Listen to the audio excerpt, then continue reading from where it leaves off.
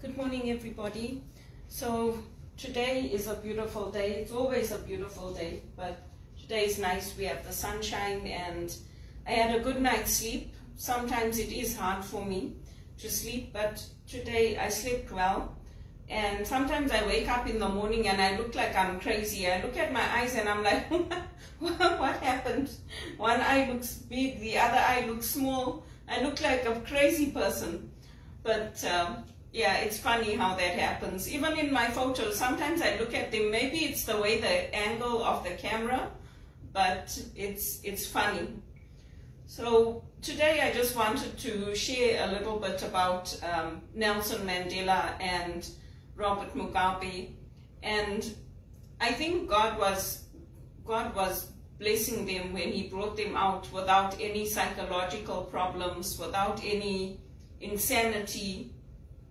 And in Zimbabwe and in South Africa, they would not have forced somebody like Canada forced me to get a psychiatric assessment once they brought them out.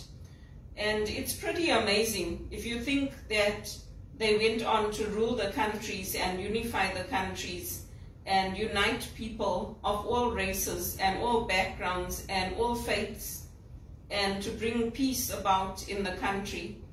It's pretty amazing, you know, because the way I was treated in this country, I do feel like I'm going a little bit crazy, because when I look at my eyes, when I look at them in the morning when I wake up, I'm like, this is too much. You know, your body is going to have a mental breakdown, and it already did, and your mind will probably have a mental breakdown if this continues with people treating you the way they're treating you.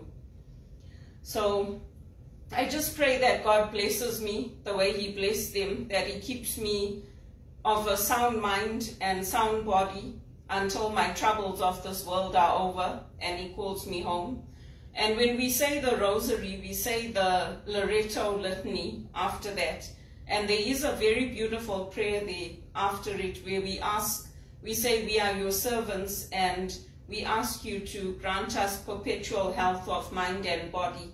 So I pray that prayer, and I just hope and pray that Zimbabwe gets that money from the Lancaster Agreement. It's over 20 years. We got independence in 1980. They still haven't paid that money. And America is like the pot calling the kettle black, because they have so many human rights violations. They have so many things that they do in Guantanamo Bay and with their Mexican border. Their money policy, every few years they have a problem where they're going to shut down the state, and the banks are all out of money. So if they have that many problems, I don't see why they can't just give Zimbabwe that money that they owe them.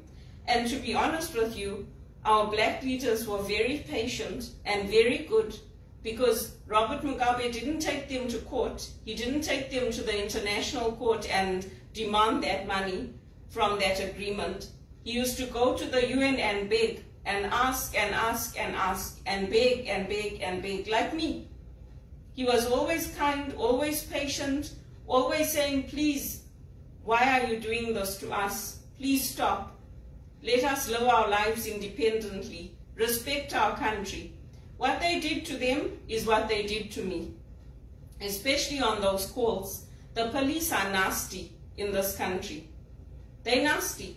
They can pretend to like you and all this, but they're not your friends. They even contacted me on LinkedIn saying, oh, you seem to be a very compassionate person and we have openings. Are you interested in joining the police force? I didn't reply to them. Join your police force, you must be kidding. After what you did to me, threatening to arrest me and come get me if I refuse to get a psychiatric assessment, and having me tracked and followed all over the world like a common criminal without even talking to me. That is not love, and that is not compassion. It is not. And there was no consideration for my background, that I lived independently in England, in South Africa, in Zimbabwe. I lived on my own in all those places. I traveled on my own. I walked And if they're going to say, oh, your sister was worried about you and your mother, If my mother was so worried about me, why did she make me walk from the town right all the way to where we lived in Beverly Hills? 17 kilometers, maybe more. Why did she, if she was so worried about me when I was growing up, why wasn't she worried about me then? Why didn't she say, no, it's okay, Belinda, you sit in the shop, wait for your brother, I'll go and check on the house and I'll come back. Where was that worry then? And where was the supposed concern of my uncles? Where was it then? I used to write to my uncles. I used to tell them what was happening, and I used to tell them what she was doing. And I used to tell them, please talk to her. Instead of talking to her, they used to say to me, try to understand, try to have some compassion, you know, try to find something good in it. I mean, what the hell? They did the same thing to me here when they sent me for that psychiatric assessment. Okay, my girl. Okay, my girl, what? I've had enough of it. Please stop treating us like children and give our black leaders the respect they deserve. That's why they become mercenaries and all that and turn on people, because you hurt them.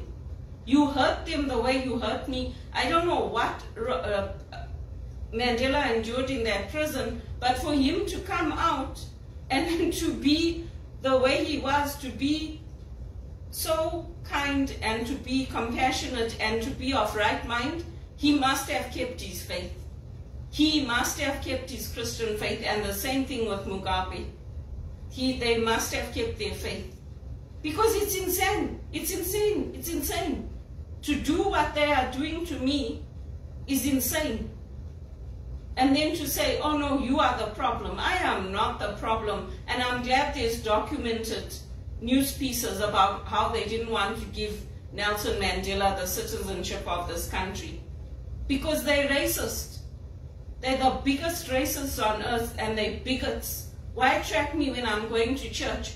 What, do you think I'm going to go and do something to somebody in the church? Give me a break. I'm sick of it. I hope they pay that money that they owe Zimbabwe, because their human rights violations are more than anyone. What about what they do in Afghanistan and in Israel and Palestine? What about all that? Nobody holds them accountable. Nobody says anything to them. And even the Muslim police that were there saying, oh, she's too sweet. Too sweet for who? So you want me to be like you? You want me to be bitter and unkind and cruel? Go to hell, man. Seriously. Go to hell. Why did you want to change me? I was kind, I was sweet, I was nice. Now I hope you like the monster you've created. Because now I do what everybody else does. I say, go fuck yourself. And if I could do it on the phones in my work, I would do it. I can't do it, that's why I don't do it. I would tell them, go fuck yourself. Who do you think you're talking to like that? I can't do it, so I don't do it. Treat me with some respect.